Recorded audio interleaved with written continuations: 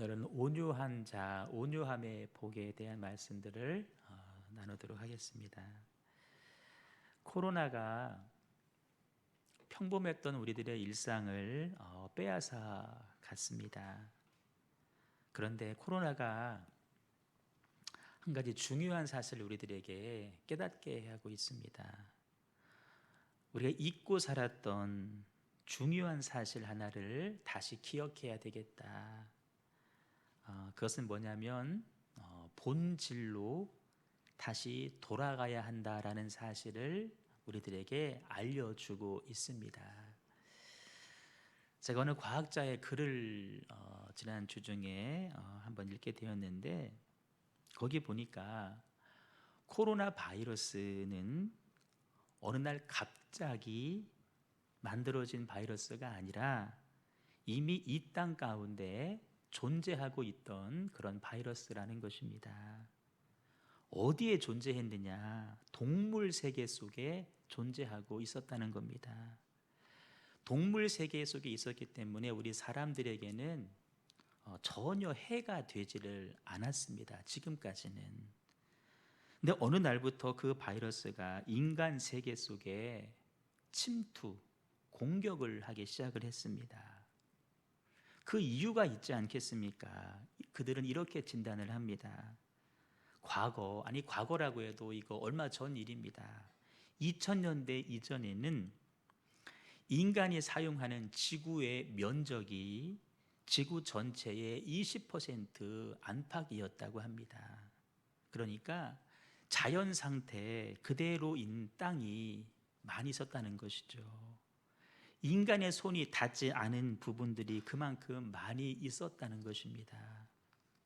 근데 2000년대에 들어오면서부터 인간이 사용하는 면적이 점점 넓어지는 겁니다. 인간의 욕심에서 비롯된 것인데 지구 전체 면적의 68% 정도를 인간이 사용하고 있다는 것입니다. 엄청난 증가입니다. 산이고 바다고 인간의 손이 닿지 않는 곳이 없습니다.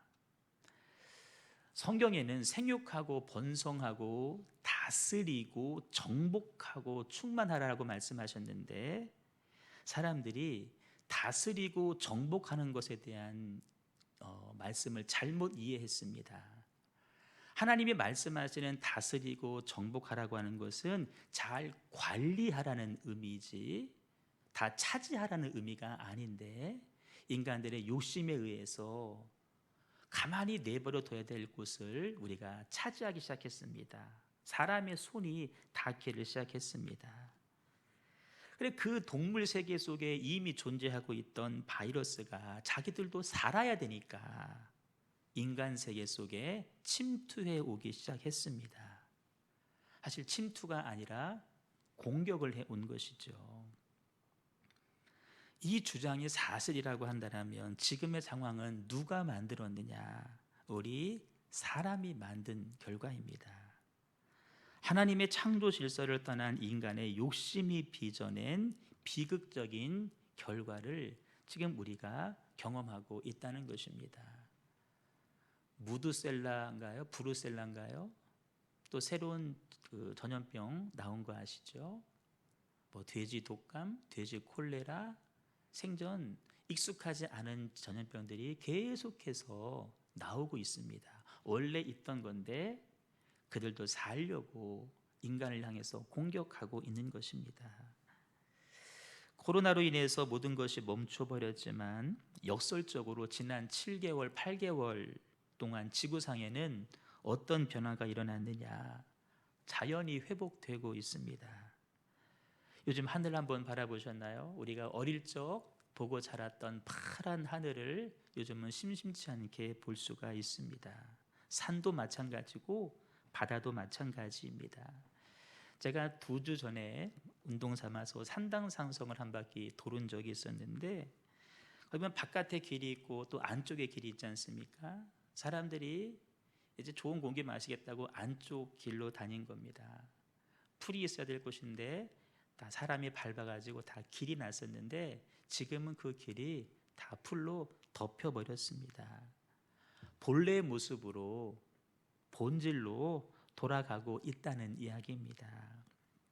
제가 그 모습을 바라보면서 산성을 거리면서 이런 생각을 했습니다. 우리 신앙도 지금의 모습으로는 안 되겠다.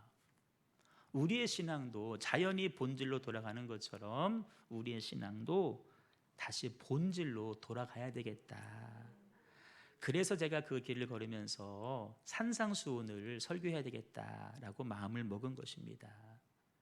산상수훈은 예수님의 가르침 중에서 가장 본질적인 가르침이기 때문이고, 우리가 돌아가야 될 그 본질에 대한 방향을 제시해 주는 말씀이 바로 산상수훈의 말씀이기 때문입니다. 오늘은 세 번째 시간인데, 산상수훈은 연결되어 있다 그랬지 않습니까? 앞에 두 번째 잠깐 점검하면은 심령이 가난해야 된다. 우리 마음의 가난함을 말씀을 하셨습니다. 마음이 부유하거나 들떠 있으면 하나님의 은혜로 여기지 않게 됩니다. 더 나아가서는 하나님의 은혜를 구하지 않습니다. 나는 하나님의 은혜가 없이도 살 수 있어. 그러면서도 자기 자신들은 영적으로 아무런 문제가 없다라고 하는 착각을 하게 됩니다.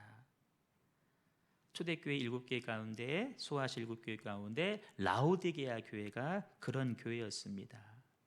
세상적으로도 부유했던 교회, 외부적으로도 그 어떤 박해도 없었던 교회, 내부적으로 어떤 윤리적인, 신학적인 아무런 갈등과 문제가 없었던 교회. 당연히 그들 마음속에 우리는 부자다, 돈도 많고 마음으로도 부자다, 착각을 했습니다. 결국 하나님 앞에 그 교회는 단 한마디 칭찬의 말을 듣지 못하고 오로지 책망의 말씀만 들어야 됐습니다.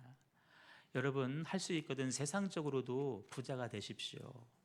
부자가 되셔서 하나님께 많이 드리고 이웃에게 많이 나누는 사람이 되십시오. 하지만 우리의 마음만큼은, 심령만큼은 가난해지시기를 바랍니다.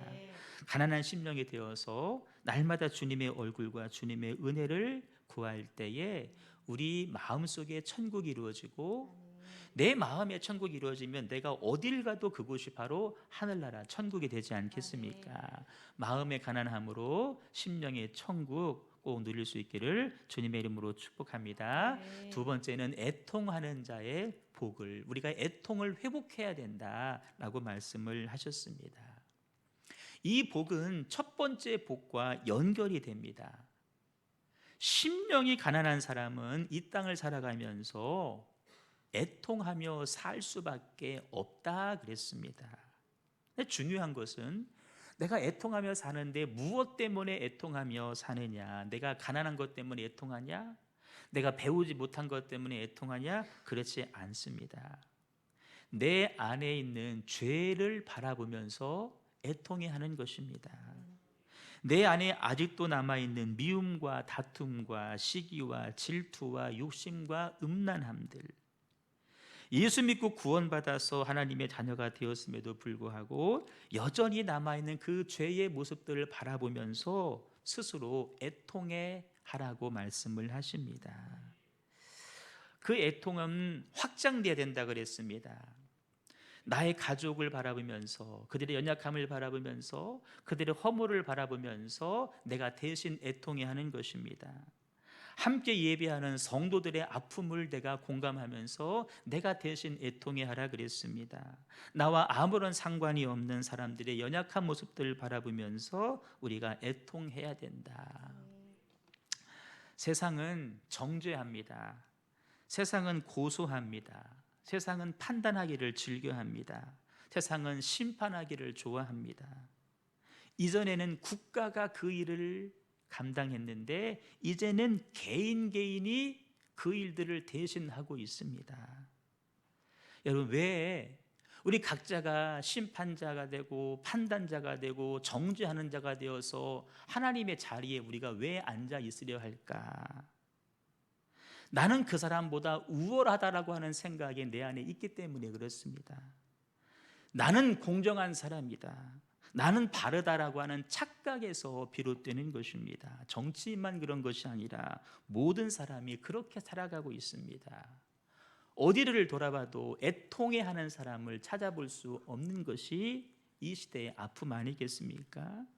여러분, 그런 세상에서도 우리 형제 가족만큼은 애통해하며 살아갈 수 있기를 주님의 이름으로 축복합니다.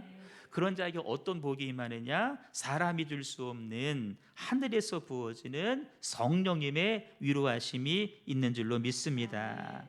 여러분, 죄 없는 것처럼 살지 마시고 세상에서 연약한 자 정죄하고 비판하고 판단하고 심판하며 살지 마시고 먼저는 나의 연약함을 바라보면서 내게 허락한 자녀와 부모님들의 연약함을 바라보면서 인류의 연약함을 바라보면서 하나님 앞에 나아가서 애통해 하시기를, 그럴 때 말할 수 없는 탄식으로 우리를 위로하시는 성령님의 위로를 경험하시기를 주님의 이름으로 축복합니다. 세 번째 오늘 들어갑니다. 오늘은 온유함을 회복해야 된다라고 하는 말씀을 듣습니다. 우리 5절 말씀 한번 크게 읽습니다. 시작. 온유한 자는 복이 있나니 그들이 땅을 기업으로 받을 것이며. 아멘. 우리 유아실 온유 잘 듣고 있지?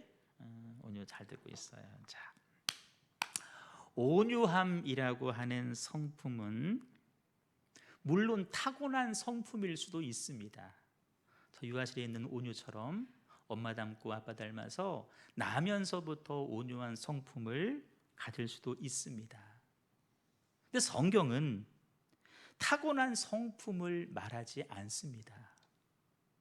성경에서 말하는 온유함은 뭐냐면 성령 안에서 거듭난 성품을 말하는 것입니다. 아멘.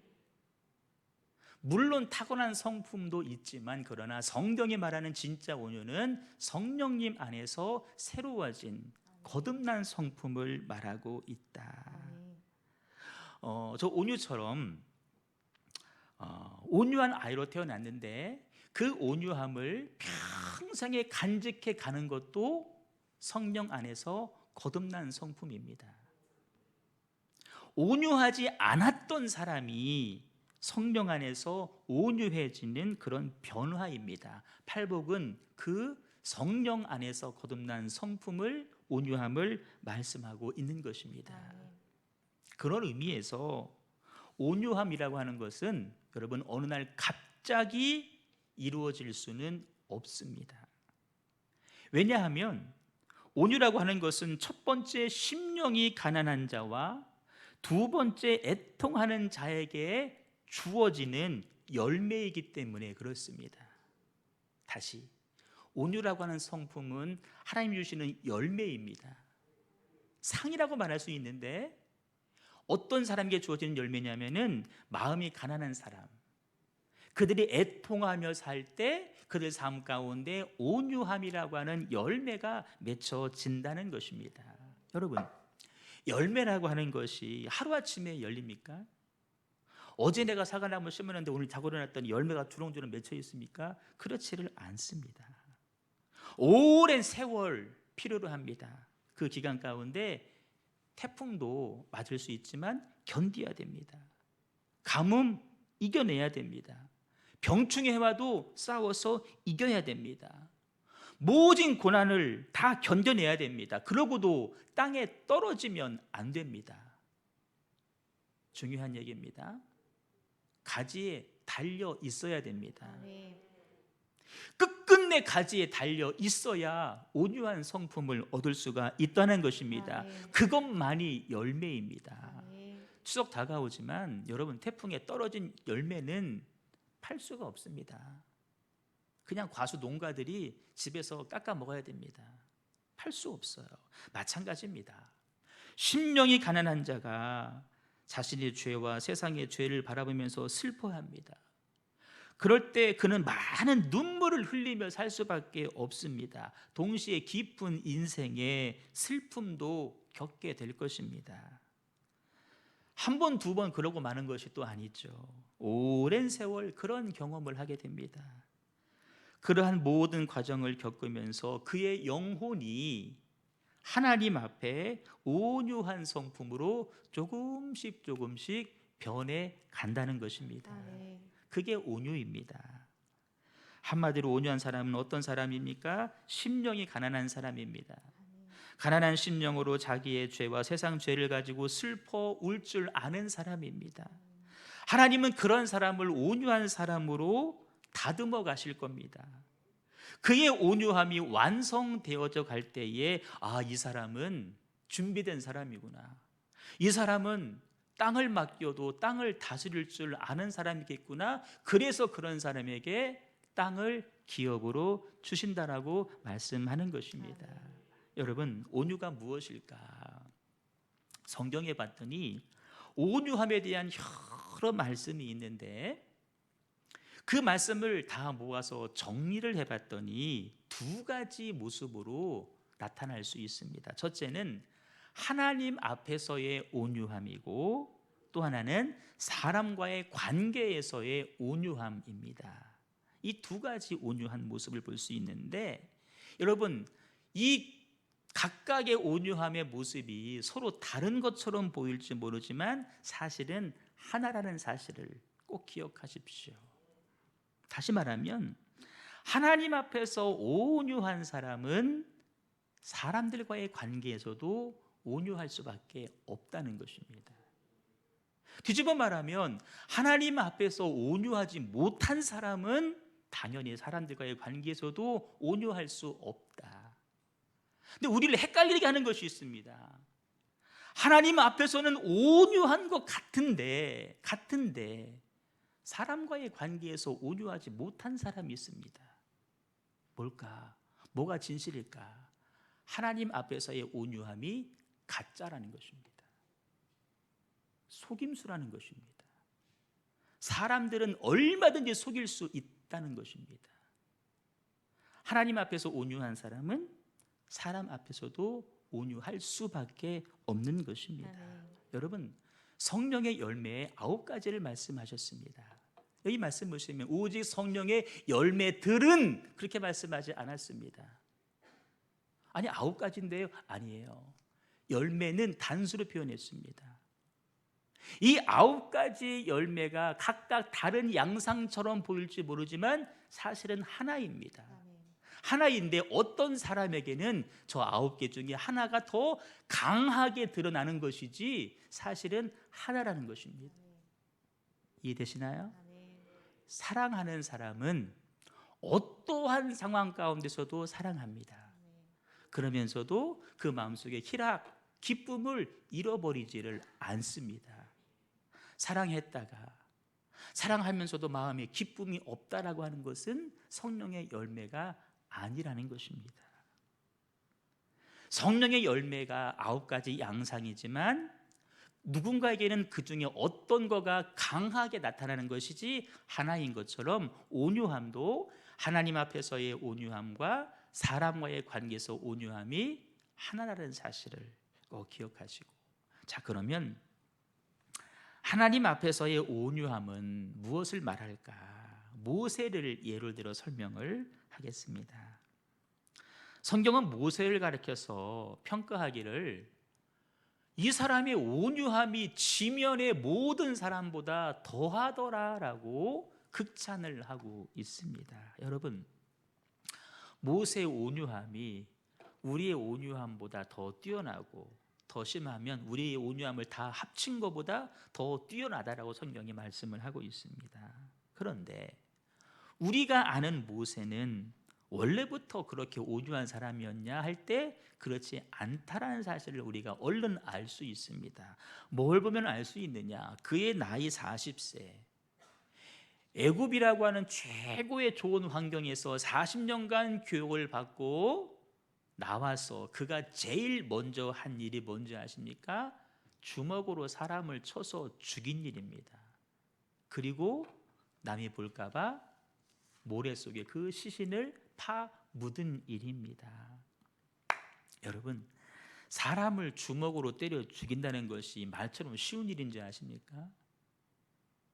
UFC 알죠? 이렇게 하는 거. 웬만큼 사람이 주먹으로 맞으면 죽지를 않습니다. 근데 모세는 주먹으로 사람을 죽인 사람입니다. 모래 속에 감춘 사람입니다. 이런 사람이 온유한 사람입니까? 그런 모세가 온유하다고 하면 우리 모두는 다 천사입니다. 천사. 지금 날개만 지금 감추고 다 천사예요. 아무리 생각해봐도 모세에게서 온유함을 찾아볼 수가 없다. 그런데 왜 성경은 모세를 온유한 사람이라고 이야기를 할까? 40세 때의 모세에게서는 온유하다고 말할 수가 없습니다. 그런데 그 이후에 그의 삶이 변했기 때문입니다. 아까 그랬죠? 온유함은 성령 안에서 거듭난 성품이라고. 40세의 모세는 온유한 사람이 아니었지만 그 이후에 하나님의 매만지심으로 인해서 그의 성품이 변해갔다는 것입니다. 그래서 마지막에 봤더니 그가 완전히 온유한 사람이구나. 여러분, 모세의 삶이 어떻게 변했을까요? 그 변화가는 과정 가운데 어떠한 일들이 있었을까? 이 대목을 우리가 한번 주의 깊게 봐야 되는데, 말씀드린 대로 모세는 사람을 죽이고 시체를 모래 안에 숨기고 들통날까 봐 미디안 광야로 도망을 쳐서 살고 있습니다. 근데 여러분, 그 순간부터 하나님의 만지심이 모세에게 임하기 시작합니다. 어떤 방법이냐면, 일단은 무관심한 것처럼 그를 그냥 내버려 두셨다는 것입니다.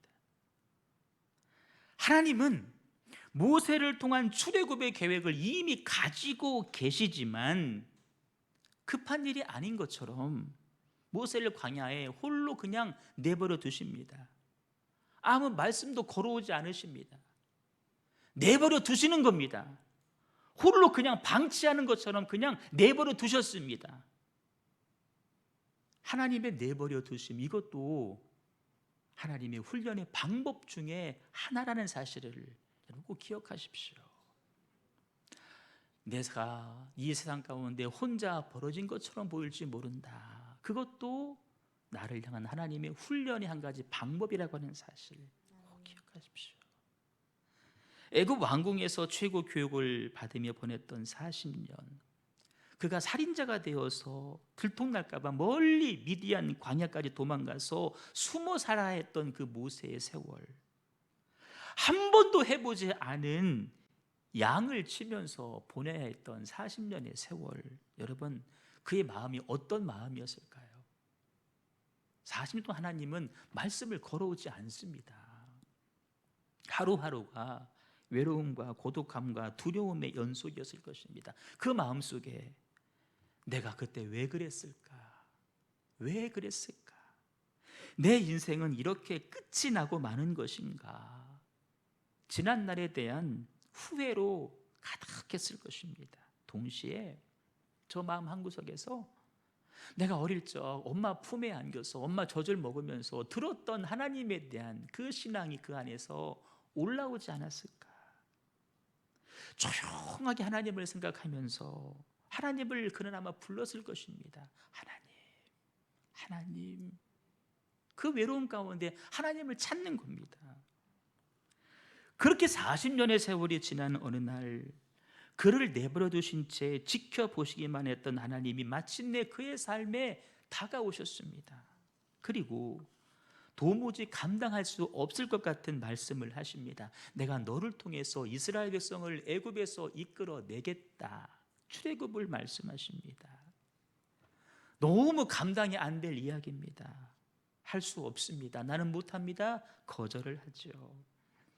하지만 하나님은 갖가지 기적을 보여주시면서 내가 너와 함께 할 것이다. 하나님이 어떤 분인지를 보여주시고 하나님에 대한 믿음을 모세에게 심어주십니다. 그러한 일련의 과정들을 쭉 겪으면서 모세는 깨닫게 되는 것입니다. 그렇구나.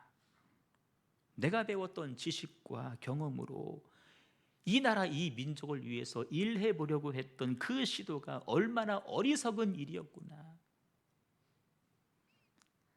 하나님의 강권적인 간섭하심으로 인해서 조금씩 자기 의지가 꺾이는 것을 모세가 경험하게 됩니다. 그렇게 출애굽의 지도자로 마침내 수락을 하고 부르심을 받게 됩니다. 하지만 그를 기다리는 것은 완강한 바로의 저항입니다. 바로가 허락하지 않습니다. 그럴 때 하나님이 어떻게 하십니까? 갖가지 기적과 이사를 통해서 바로를 꺾으십니다. 그걸 바라보면서 모세가 그렇구나, 하나님 말씀대로 순종하면 다 되는구나, 서서히 그것을 알아갑니다. 순종하면 다 되는구나. 또 한 가지, 앞에서는 바로가 저항하지 우리 같이 있던 백성들은 또 얼마나 나를 힘들게 하는지, 기회만 있으면 불평하고 불만을 표현하고 과거로 돌아가자. 여러분, 바로의 저항도 저항이겠지만 하나님과 백성 사이에 서 있는 모세의 고충을 한번 헤아려 보신 적 있으십니까? 그들은 틈만 나면 불평합니다. 원망합니다. 격려해줘도 부족할 마당에 과거로 돌아가자고만 이야기를 합니다. 모세는 참으로 힘겨웠습니다. 때로는 그들을 달래보기도 했고, 때로는 엄하게 꾸짖기도 했을 것이고, 때로는 혼자 울기도 했을 것이고, 때로는 너무 그것이 속상하고 분이 나서 어찌 감당할 수 없는, 하소연할 데가 없는 겁니다. 형 아론도 미리암도 모세를 공격하는 마당에 하소연할 데가 없어요. 그래서 나중에 반석에서 물을 내라고 할 때 짜증을 내면서 반석을 2번 내리치지 않았습니까? 그런 과정을 통해서 모세의 마음이 조금씩 온유한 성품으로 바뀌어가고 있다는 것입니다. 본인은 모를지 모르지만 하나님은 그런 과정을 통해서 모세의 성품을 온유한 사람으로 만들어 가시고 있었다는 것입니다. 하나님의 뜻 가운데 하나님 말씀하시면 그대로 행하는 자로 모세를 바꿔 가십니다. 하나님이 가라고 하면 가는 자로, 하나님이 서라고 하면 서는 자로, 홍해를 향해서 지팡이를 가르치라 하면 지팡이를 가르치는 자로, 마라의 쓴물을 단물로 바꾸기 위해서 나뭇가지를 집어넣으라고 하면은 하나님 그게 말이 되는 소리예요 라고 말하지 아니하고 그 나뭇가지를 아멘으로 순종하고 집어넣는 자로, 순종하는 자로 하나님이 모세를 바꾸어 가지고 있었다는 것입니다. 여러분, 하나님 앞에서 온유하다는 것은 다른 것이 아닙니다. 하나님의 뜻을 온전히 순종하는 것이 온유입니다. 하나님의 주권을 인정하는 것이 온유입니다. 하나님의 섭리를 받아들일 줄 아는 것이 온유함입니다. 내 뜻과 계획대로 하나님보다 앞서 가려고 하지 아니하고 하나님께서 움직이시는 대로 순종할 줄 아는 것이 바로 하나님 앞에서 온유함인 줄로 믿습니다. 그 온유함이 광야에서 되어지다가 끝난 것이 아닙니다. 마지막 요단강 앞에 서서 느보산에 서서 하나님 말씀하시면 너는 여기까지다, 너는 가나안 땅 못 들어간다. 하나님 한 번 얘기합니다. 그래도 저도 한번 가보고 싶은데요. 아니야, 너는 여기까지야. 2번 다시 말하지 않습니다. 그의 무덤조차도 남기지 않고 모세는 사라지게 됩니다. 여러분, 하나님이 너는 여기까지라고 말할 때 그 말을 받아들이기가 쉬웠겠습니까? 쉽지 않습니다.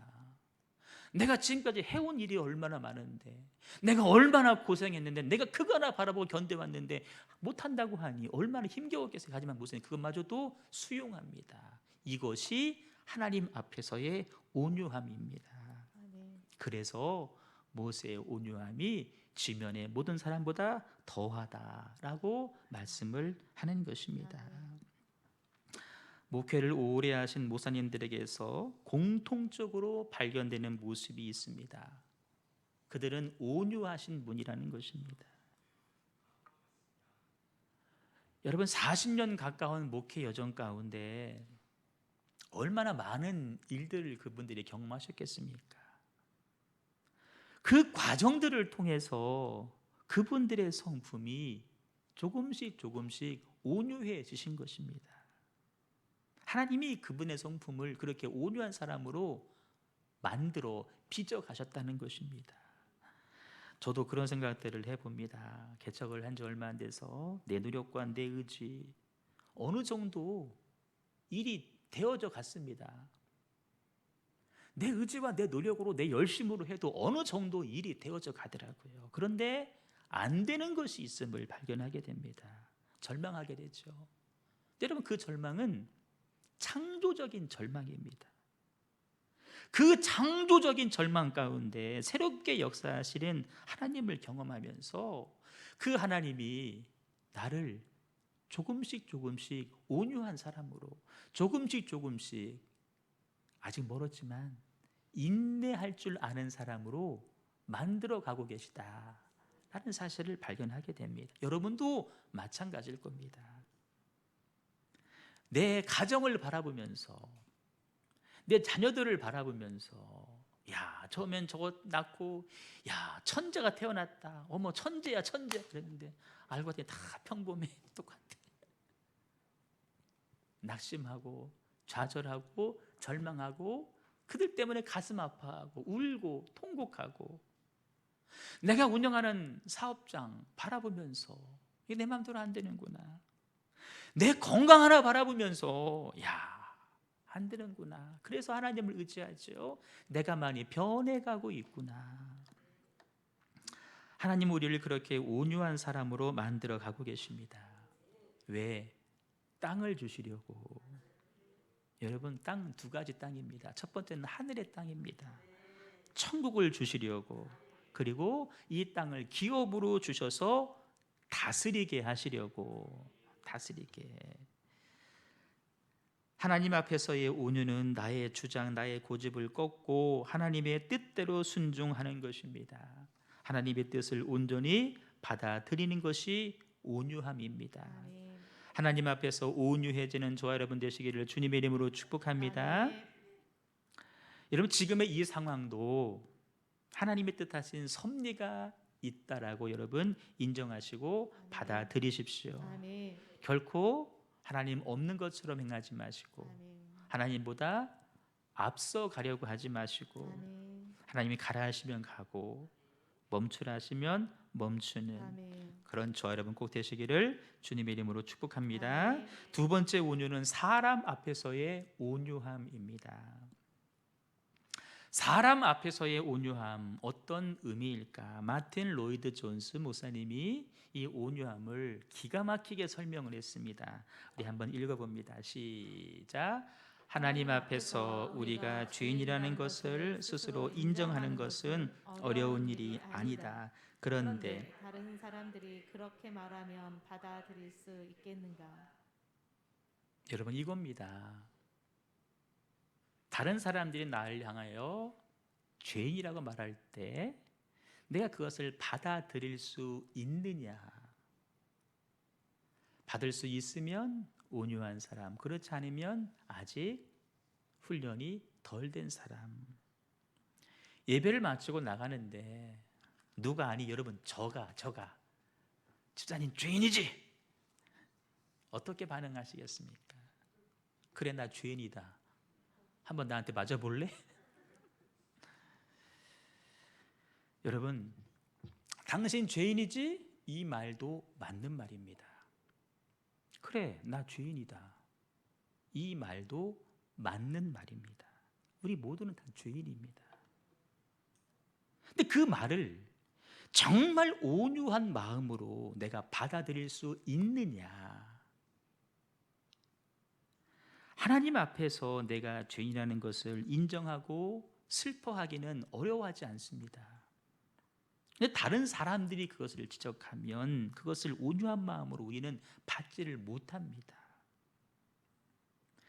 저희 부끄러운 이야기 하나 해드리겠습니다. 제가 서울에서 부목사 할 때 새벽 기도를 마치고 나가는데 어느 권사님이 저렇게 복도에서 보시더니 따라 나온 것 같아요. 아주 심각한 표정으로 저에게 이렇게 말씀합니다. 목사님, 목사님의 설교는 영 은혜가 안 돼. 제가 그래도 나름대로 인기 있었던 제가 설교를 부모사는 자주 못하니까 한번 설교하면 목사님 다음 설교는 언제예요? 막 그게 물었던 분들도 있어요. 목사님 설교 목사님 건 녹화 안 하나요? 그거 좀 주시면 안 돼. 아유 부모사는 녹화 안 합니다. 아 그럼 원고라도 좀 주시면 안 돼요. 아유 우리 그런 것도 안 합니다. 나름 그랬는데 목사님 설교는 은혜가 안 된대. 어떻게 목사에게 그런 말을 할 수 있냐고 라고 하는 말이 요만큼까지 올라왔는데 꼭 참았습니다. 나왔단 그 순간 저의 목회는 이제 끝이 나는 거겠죠. 죄송합니다. 제가 부족합니다. 그렇게 말은 했지만 이 마음속에는 분노가 올라오는 겁니다. 돌이켜보면 그때를 기억해보면 모든 설교 파일이 다 있으니까 한번 열어보면 제가 부끄러워요. 아유 이것도 설교라고 했나 싶을 정도로 말씀에 대한 깊이가 없어요. 깊이도 없는데 말씀을 통해서 뭔가를 가르치려고 했던 모습이 역력한 게 내가 느껴지는 거예요. 그런데 그 사실인데 그분 말씀이 사실인데 그런 지적을 받을 때 왜 내 마음속에 분노가 일어났을까? 그때 저는 아직도 멀었지만 그때는 더 온유한 자의 복을 내가 누리지 못하고 있었기 때문입니다. 마음이 충분히 가난하지 못했고 충분히 슬퍼하는 사람이 아니었기 때문에 마음에 분노가 일어났던 것입니다. 여러분 하나님 앞에서 마음이 충분히 가난하고 자기의 죄와 허물에 충분히 슬퍼하는 사람은 누가 어떤 문제를 지적해도 화를 내지 않습니다. 그러는 거에 신경 쓸 겨를이 없습니다. 지금 내 안에 있는 죄가 더 큰 문제입니다. 그렇죠. 제가 부족하죠. 이 한마디면 끝나는 것을 그 분노가 계속해서 올라오는 겁니다. 저기서 그분이 보이면 난 이쪽으로 방향을 돌리고 이쪽에서 오면 저쪽으로 피하고 왜 그랬을까? 온유함의 복을 누리지 못했기 때문이죠. 우리 모두가 아마 다 그럴 겁니다. 이 세 번째 복인 온유함의 복을 넘어서기가 참으로 어렵습니다. 근데 여러분 이 온유의 복은 세 번째입니다. 세 번째. 1번이 막히면 2번이 막히고 2번이 막히면 3번이 막히는데 여기서 막혀버리면 우린 그 다음 안 되는 겁니다. 어떤 목사님이 이런 표현을 했습니다. 이미 넘어진 사람은 넘어질 이유가 없다라는 말을 했습니다. 온유한 사람은 이미 넘어진 상태로 살아가는 사람이기 때문에 다시 넘어질 이유가 없는 것입니다. 왜 우리가 시험에 들까? 왜 넘어질까? 왜 상처를 받을까? 내가 너무나 뻣뻣하게 서서 다니기 때문에 그렇습니다. 하나님 앞에서 기어다니는 사람은 넘어질 이유가 없는 것입니다. 온유한 사람은 엎드려 기어가는 사람입니다. 그러므로 넘어질 이유가 없고 시험받을 이유가 없고 상처받을 이유도 없는 것입니다. 내가 상처를 많이 받는다. 내 안에 온유한 마음이 없기 때문에 받는 것입니다. 하나님은 하나님의 주권을 인정하고 심지어 다른 사람과의 관계에서도 나의 모습을 있는 그대로 인정할 줄 아는 온유한 사람에게 한 가지 복을 말씀하십니다. 바로 땅을 기업으로 주실 것이다. 역사적으로 볼 때 징기스칸, 나폴레옹, 알렉산더 그 당시에 얼마나 그들이 넓은 땅을 소유했습니까? 하지만 지금은 그들의 소유가 아닙니다.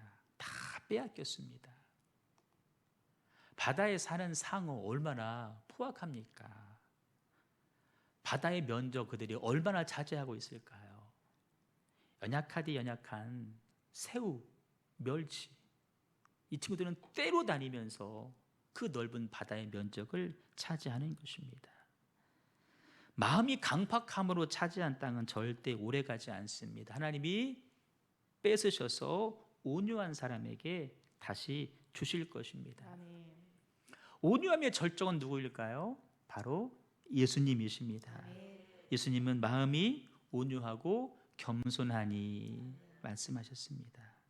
뺨을 때리면 뺨을 그냥 맞으셨습니다.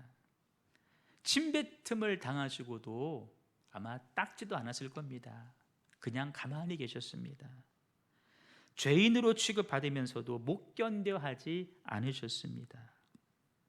우리 중에 이렇게 할 수 있는 사람이 누가 있겠습니까? 지난주에 아주 재미있는 황당한 뉴스를 본 적이 있습니다. 한 여인이 고급 승용차를 타고 편의점에 돌진을 했습니다. 사고인 줄 알았는데 사고가 아니라 고의로 그렇게 한 것이었습니다. 여러분, 요즘은 조심하세요. 횡단보도 앞에 서 있어도 조심하세요. 뒤에 와 계시거나 옆에 있는 전봇대나 나무 뒤에 좀 숨어 계세요. 미친 사람 많습니다. 돌진합니다. 편의점에서 계산하다 말고 들려오는 차에 지금 받치는 그런 시대입니다. 돌진을 한 다음에 앞으로 뒤로 빙글빙글 돌았습니다. 차가. 이유가 뭔지 아십니까? 여성입니다. 그 편의점 본사에서 어떤 미술 대회를 주최했는데 그 딸아이의 작품을 그 편의점에 맡겼답니다. 택배로 보내주는 시스템이 있으니까. 그런데 그 편의점 점주가 실수해서 그 작품을 본사로 보내지 않았다는 것입니다. 몇 달 동안 쫓아와서 괴롭혔는데 그러고도 그 분노를 다스리지 못하니까 제가 얼핏 보니까 제네시스더라고요. 그 고급차를 끌고 돌진해서 부수고 뺏겼다가 다시 돌진하고 좌로 우로 빙글빙글 돌고. 온유한 사람에게는 하나님이 땅을 주신다고 했는데 이 온유하지 못한 이 여인에게는 한평 남짓한 감옥이 주어졌습니다. 주여 누굽니까? 한 평밖에 안 되는. 여러분, 우리 예수님은 죄인의 모양만 되지 않으셨습니다.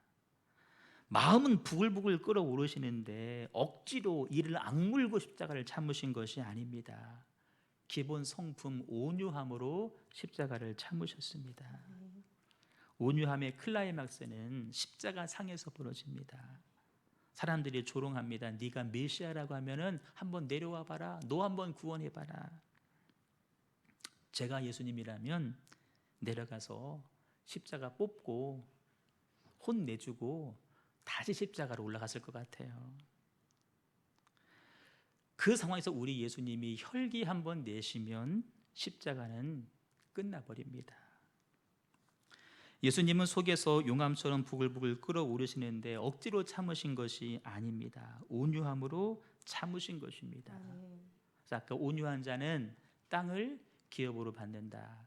온유하신 예수님은 온 땅의 주가 되셨습니다. 온 땅의 주가 되셨습니다. 스데반도 온유한 사람입니다. 자신을 돌로 치는 수많은 사람들 앞에서 천사의 얼굴을 했다라고 성경이 기록을 하고 있습니다. 여러분, 스데반이 속은 불불 끓어오르는데 정보를 받은 거예요. 누가라고 하는 사람이 사도행전을 기록할 거야. 그리고 네 이야기를 쓸 거야. 요 이야기 알고 억지로 그가 천사의 미소를 띈 것이 아닙니다. 그 마음의 온유함이 천사의 얼굴을 나타낸 것이죠. 세상의 정복자들은 강포함과 강팍함으로 땅을 차지하려고 합니다. 그러나 저와 여러분은 온유함으로 하나님이 우리에게 부어주시는 땅, 하나님이 책임져 주시는 땅을 기업으로 얻을 수 있기를 주님의 이름으로 축복합니다. 말씀을 정리합니다. 우리 온유한 사람 되기를 소망합니다. 땅을 기업으로 얻는 것이 목적이 아니라 아무 보상이 없어도 우리가 온유함으로 살아가기를 소망합니다. 어느 야당 지도자가 남대문 시장에 방문을 했습니다.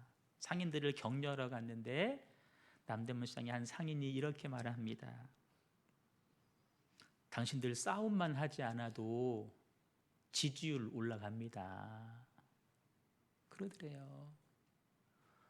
한 장관의 아들 군대 문제를 가지고 그렇게 그들이 정기국회 내내 질문을 했습니다. 도리어 지지율이 떨어졌다라고 하는 여론조사가 있습니다.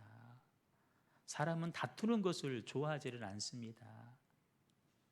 당신들 싸움만 안 해도 지지율 올라가 라고 하는 그 상인의 말, 명언입니다.